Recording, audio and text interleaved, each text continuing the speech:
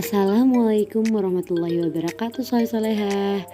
Semoga semuanya dalam keadaan sehat selalu. Untuk pelajaran bahasa Indonesia kali ini masih di tema 5, yaitu ekosistem, dengan materi yang sudah tidak asing lagi karena sudah kita pelajari di tema-tema sebelumnya, yaitu mengenal kalimat utama dan kalimat penjelas dalam sebuah paragraf.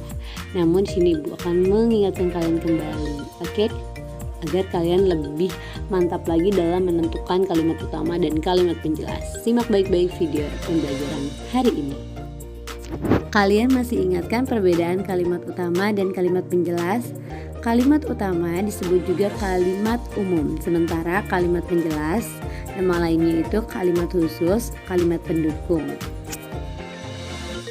Kenapa kalimat utama disebut kalimat umum? Karena masih global atau belum dijelaskan secara rinci, karena masih menyeluruh.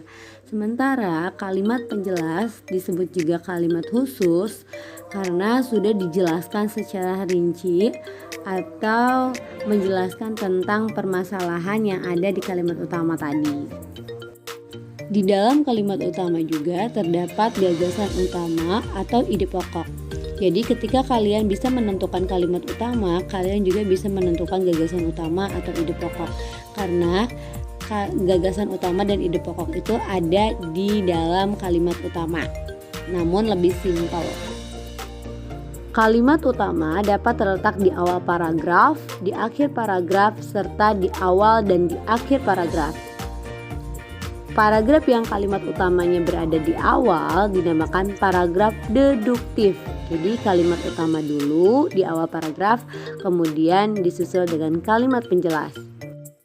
Sementara kalimat utama yang berada di akhir paragraf, namun sebelumnya itu terdapat kalimat penjelas di awal, dinamakan kalimat induktif karena kalimat penjelas dulu, kemudian kalimat utama di akhir paragraf.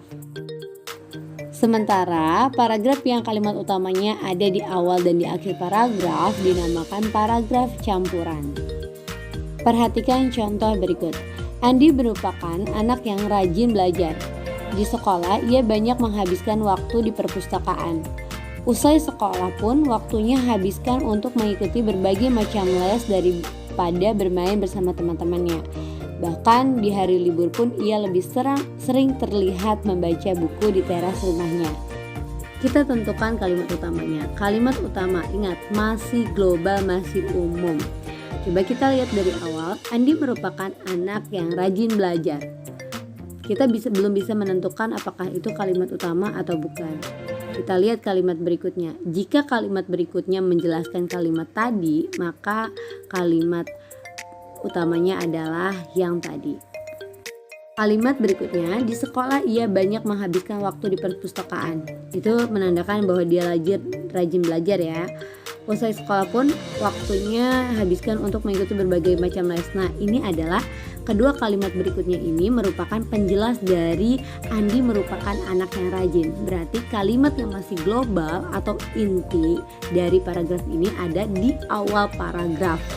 Andi merupakan anak yang rajin belajar karena kalimat berikutnya itu merupakan penjelasan dari si Andi ini yang rajin belajar. Di antaranya menghabiskan waktu di perpustakaan, kemudian mengikuti berbagai les gitu. Sementara gagasan utama atau ide pokoknya yaitu seperti yang Ibu jelaskan tadi, kalian ambil dari kalimat utama namun lebih simpel ya. Ketika kalian bisa menentukan kalimat utama, kalian juga bisa menentukan gagasan utama atau ide pokok. Kalimat utamanya, Andi merupakan anak yang rajin. Berarti kita ambil gagasan utama atau ide pokoknya dari kalimat tersebut. Andi anak yang rajin belajar. Nah, itu merupakan gagasan utama atau ide pokok dari kalimat tadi. Itulah perbedaan kalimat utama dan gagasan utama atau ide pokok. Lanjut, kita menentukan gagasan pendukung atau kalimat penjelas. Kalimat penjelas itu merupakan kalimat yang menjelaskan kalimat utama. Yang mana? Di sekolah ia banyak menghabiskan waktu di perpustakaan. Itu kan penjelas dari si rajin ini.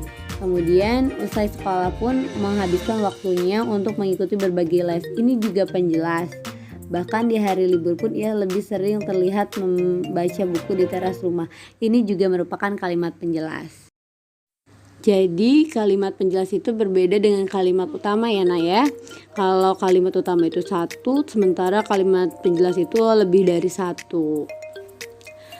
Nah, untuk letaknya, paragraf di atas merupakan contoh paragraf deduktif. Kenapa? Karena kalimat utamanya ada di awal paragraf, kemudian disusul dengan kalimat penjelas atau umum dulu baru khusus. Itu dinamakan paragraf deduktif. Itulah yang dapat Ibu sampaikan. Kali ini kita hanya mereview saja materi yang sudah kita pelajari di tema-tema sebelumnya. Jangan lupa dikerjakan soalnya. Silahkan kalian buka halaman 83. Kalian tentukan kalimat utama dan kalimat penjelas pada teks tersebut. Jangan lupa dikerjakan dengan teliti dan jangan terburu-buru, kemudian perhatikan kerapihan dalam menulis. Sekian dari Ibu, kurang lebihnya Ibu mohon maaf. Wabillahi taufiq wal hidayah. Wassalamualaikum warahmatullahi wabarakatuh.